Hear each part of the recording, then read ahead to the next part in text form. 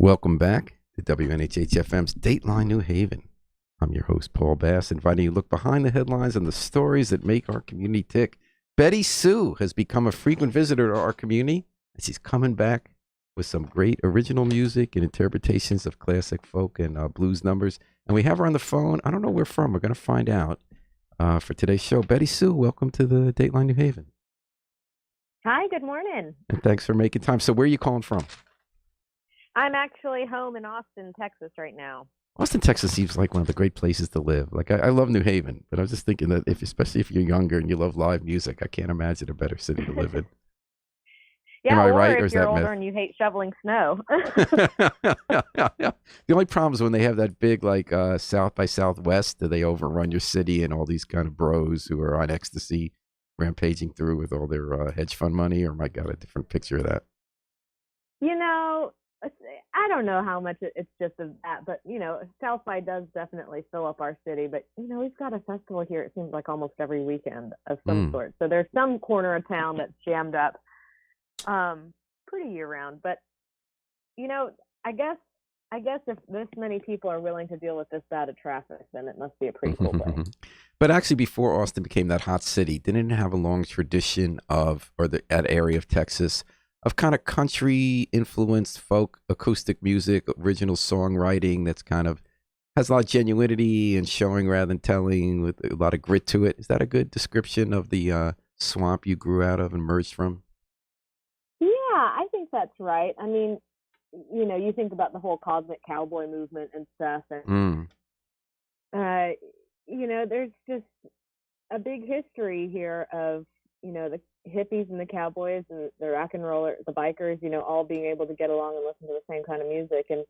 And when you have bars that are serving up that mix of people, then you're going to get a cool, unique kind of sound. And I think a lot of Austin music does come out of those roots. All right, so Betty Sue is coming this November 17th, a Sunday night, to the Acoustic East Rock Concert Series at Mactivity, and that's a former industrial building that's now a gym, a workout space with a great, airy, bright front area, big and open. It's a coffee shop, and I just was there 2 Sundays ago to hear Lucy Kaplinsky give a great show on Nickel Street. The show starts at 6:30. So Betty, so you've been here quite a bit over the years. I just know 2013 alone, I saw you at Lyric Hall, and you went twice that year. Well, what's it about New Haven? Are we on the Austin, Brooklyn circuit? Yeah, I mean, I think there's been a history of a lot of Austinites coming to tour up through New Haven. It's on the way to stuff, and it's also a great, cute town, and of course there's the Yale Art Museum to look at, and so I think the first time I really spent time there was for that play at Lyric Hall with all of the Bob Dylan songs in it.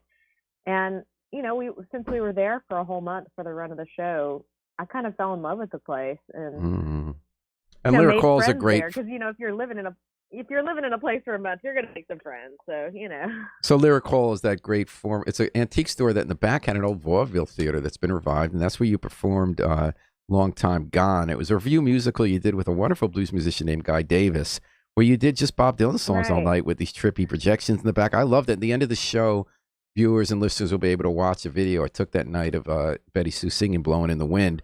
So, what did you fall in love about New Haven? You met people. You went to the art gallery. What else What else cemented you here?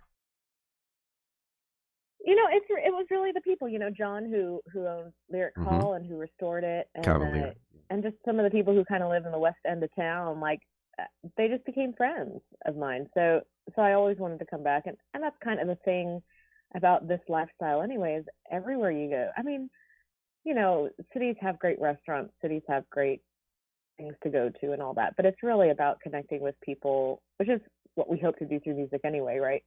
Right. So musicians like yourself, people in a place, and then you want to come back. I mean, that's so people like yourself, Betty Sue, for generations, right? I mean, back in the days of Woody Guthrie, you tour for kind of like-minded people. You meet them in their cities. People like a certain kind of music.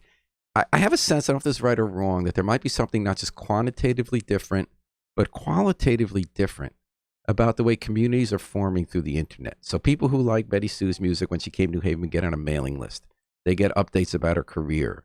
when she's doing a new music project like she's doing now that she's bringing to New Haven in a trio with a trio called Nobody's Girl. They find out about that. They hear the music on YouTube or on Spotify or and more these days, other platforms. And do you think the way that informal networks that's centered around a kind of music and a set of values or interests have become stronger and bigger and maybe more meaningful because of the way demography is less geographically based and more interest based in our modern culture? I think theoretically that seems like that would be happening, and I think in the future maybe it'll happen more. But I think in certain cases, except there are exceptional cases where that's really the case. But I've got to say that almost every working musician I know, it's still people who they meet in person, people at shows, and word of mouth. I mean, that is, you every once in a while have a fan who contacts you online. Just a music fan, That's so interesting. And then who says, "Oh, I found you through Spotify because you were on somebody else's playlist or something." But even when you have new fans who come to shows who hadn't heard you before or didn't hear you directly from another fan, they're fans of a venue. They had a night off, and like people in New Haven go to Cafe 9, and there's a Cafe 9 vibe, and that's where you find the people. Right. So they love going to that bar, and they just go, "Who's playing there?" And then the internet comes into play because they'll go and listen to them online and say, "Oh." So you're saying it's after that first connection. So it's after the first connection, because I was thinking that's how we felt about journalism. I've been a reporter 40 years, and it all changed with the internet in one sense, because the way you could reach people and build community and lower costs. But on the other hand, I felt the way you did it began with in-person reporting, in-person contact that builds. However, there is another theory out there of the long tail, right, of the internet, which is that it's not as many people getting super rich, but a whole bunch of people who make good music who do have more fans than they used to. They could be based in Austin or Portland, Oregon, or just in the middle of Montana. And people are able to find their music, even if they haven't seen them in person, who wouldn't have found it otherwise. And be enough support that when they would do the opposite of Betty Sue, you just said, that there are some people who, like I found Lakeshore Dive because YouTube saw my preferences and showed me their music, and I really liked it. I would have never heard of them. And when they came, I would have seen them in New Haven if they weren't playing in Yom Kippur. And the long tail says that a lot more people could eke out a living who wouldn't have otherwise, wouldn't have been discovered, even if it's not as easy to be the one big mega Beyonce moneymaker. So you have not had that experience. You know, people who YouTube preferences saw that they were listening to On With Her or something and then got to Nobody's Girl. No, and like I said, there are people. It's just not the majority of our people. It's like all of us get some messages from people who found out about us through one of those internet kind of ways, and it's great, But it's just such a small minority of people who we actually interact with at shows or who are, ordering music or whatever. How many people are streaming it? That is something that, Spotify and Apple and all the others won't ever let us peek into. So we don't know who those people are. Well, unless you're like buddies with Jeff Bezos or somebody like that, then they kind of let you in. Well, and the other thing is, data. Not only do we not know who the listener is on the other end of there, but, we don't even when you are getting 1 million streams, it's such an insignificant part of your income. And again, that's like, okay, I know I keep making the journalism allegories, but for about 10 years, big media companies thought if they just got 1 million hits, it'd be like the old days getting 1 million people buying a newspaper, and that could support good journalism. And then what we found out was that that's all meaningless as well and doesn't produce the income. It's the fewer people who are really touched in person or in a community by what you did who will pay to support it. So when you'll be playing this coming week at Mactivity, that's going to have a bigger impact if someone will buy your CD while they're there than if 1 million people clicked on your stream on Spotify. Right. And that's the thing is like, and it's not just, and I'm not just talking about who we get an income from, but, people send us an email or people send us a message online or they, start following us on social media or, they interact with us in some way and they don't even have to say anything. They just start following you, so you see that this person is starting to follow you on Instagram or wherever. And there's an engagement there. And but I would just say that we definitely see the majority of that, for us anyway, and for the working class musicians who I know, we still see that mostly from real human contact first, and it's, I think people do want to be touched in a real way, and they want to have a relationship with their venue. They want to have a relationship with, not just virtual existence. And maybe a good example of that is Julia. I'm sorry, Galzero. Sorry, I was messed up your name. She's listening right now, and she posted on our YouTube feed, I think. The Sitting Room, right? New Haven is like Athens, Georgia. Brooklyn's a little music mecca. I love Lyric Hall, and we appreciate the artists who perform at more intimate venues. I got a sense she saw you when you were at Lyric Hall, Betty. So anyway, that was a quick preview. We're going to hear a little later. You're listening to Dateline New Haven. Betty Sue, who is a great troubadour, traveling songwriter and musician, who's coming back to our city where she's been before this Sunday, November 17th. Yay! So tell me about the new group. You've done a lot of different things. We first saw you, as we mentioned earlier, with a blues musician doing this visual and performed Bob Dylan review. Then you came back with your original music with a cellist and a drummer. Now you're in a collaboration called Nobody's Girl. It's a folk and blues trio with Rebecca Loeb and Grace Pettis. How did that start, and what are you up to with that? Yeah, well, a couple years ago, Rebecca Loeb and Grace Pettis and I thought we would just take a couple weeks and do a package tour as, songwriters who are friends. Sort of like Cry, Cry, Cry, or I'm With Her, things like that. Well, no, because we didn't expect to make a band like Cry, Cry, Cry. They didn't either, right? Right, well, that's true. But, actually, I think there might have been a little more planning. Okay, they were just they're just doing a little polishing the story for a good image. You got it. Who knows? But, for us, for sure, it was just going to be these 2 or 3 weeks, and that was it. I was already in a number of bands and, kind of busy, and all of us were busy. And we just thought, let's write one song together. It'll be a good show closer, a special moment. And then these wonderful people out in the hill country of Texas had this beautiful studio, and they had these apartments attached to the studio, and they offered to let us have our writing retreat in one of those apartments. Interesting. And yeah, which it's great because then we can really exit from our daily life and focus on writing. Well, we ended up writing like 3 songs that night. Wow. And in the morning we came down and said, "Oh, thank you so much for your hospitality, and would you like to hear the songs that we wrote?" And they were like, "Of course." So we played them our songs, and they said, "Well, actually, we're starting a record label. Would you like a deal?" Oh, wow. Wow. I know, it's like 1963 or something. Yeah. So, your Gertz Folk City or something. I know, and so we worked it out. We got a record deal, and next thing we knew, we were a band. So then we had to find a band name, and all the stuff that it's a good name. I like Nobody's Girl. It's an of the moment name. And where are you going with the music here? So you bring what you've been called gritty, sweet folk music. What did you bring, and how's the sound taking you in a new direction from what you've been doing in your career?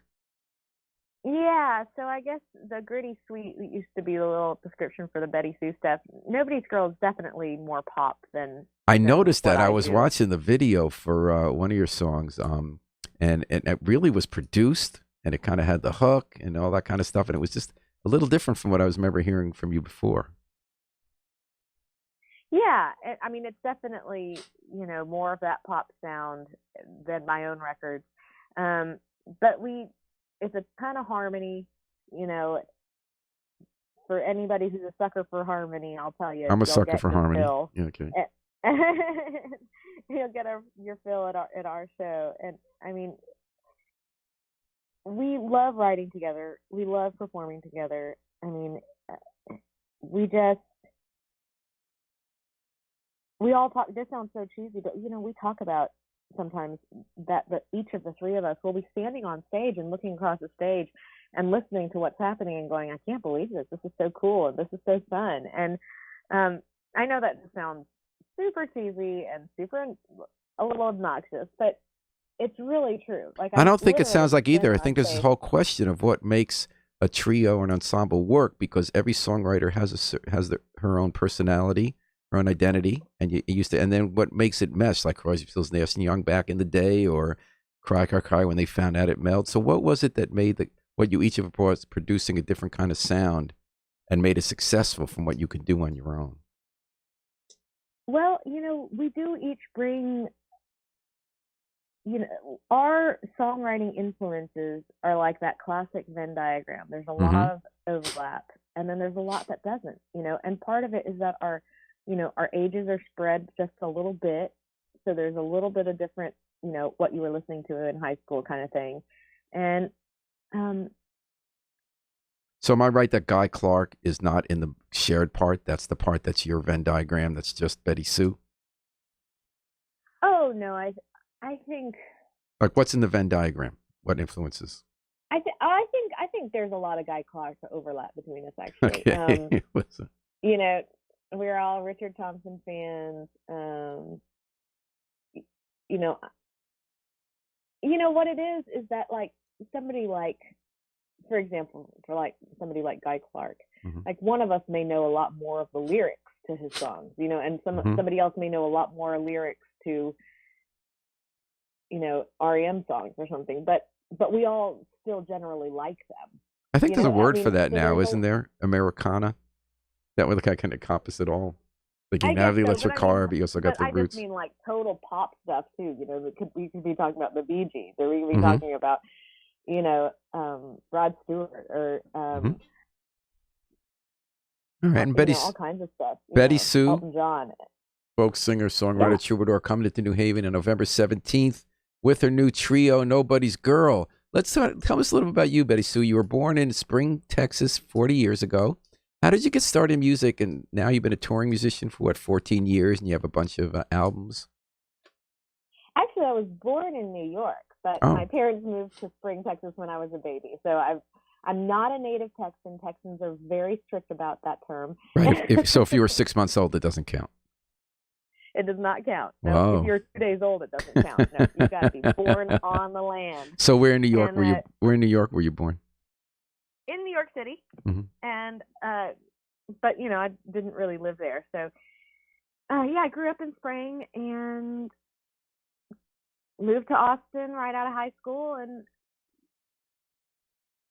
what was the rest of your question again? just a bit. Is that you've been able to make a living at it? Because that's what I was getting at earlier. How does one make a living when you're not Beyonce and Lizzo hasn't yet become Lizzo? How do you make a living at being someone who's trying to do the honest music you believe in, mix and visual and interpretation? How do you grind it out so that you could do it for a living? It's a lot like most of the creative class. Some things you do because they pay really well, and some things you do because you have to do it. And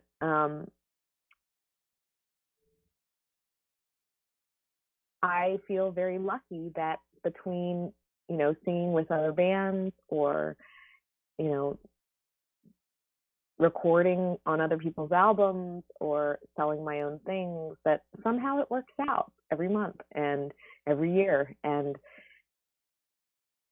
there's a lot of kindness that we depend on, people who put us up in their homes sometimes, or open their homes to have a house concert for us. And or like I've known songwriters who people have given them cars, when their car was dead, like, so there is a web of kindness, I think, that surrounds a lot of us. And without that, we probably wouldn't survive as well as we do.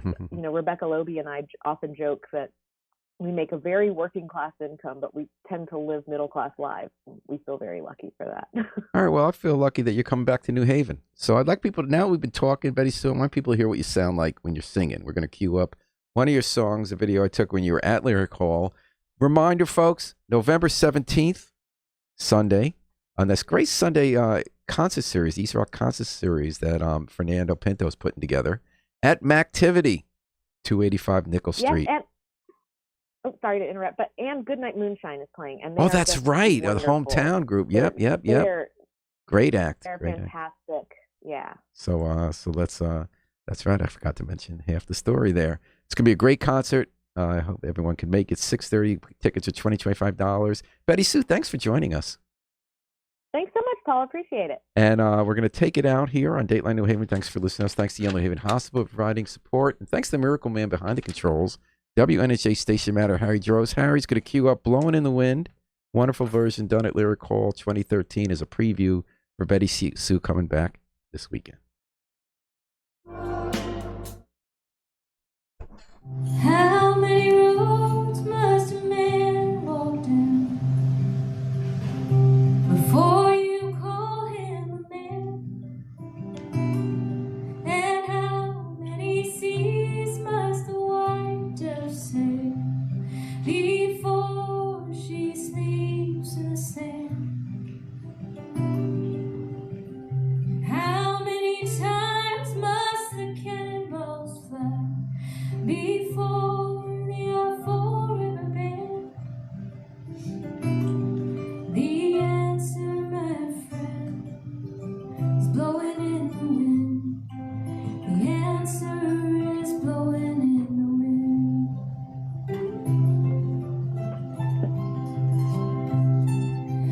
How many years can a mountain exist before it's washed to the sea? And how many years must a people exist before they're allowed to be free? And how many times can a man turn his head, pretending he just doesn't see? The answer,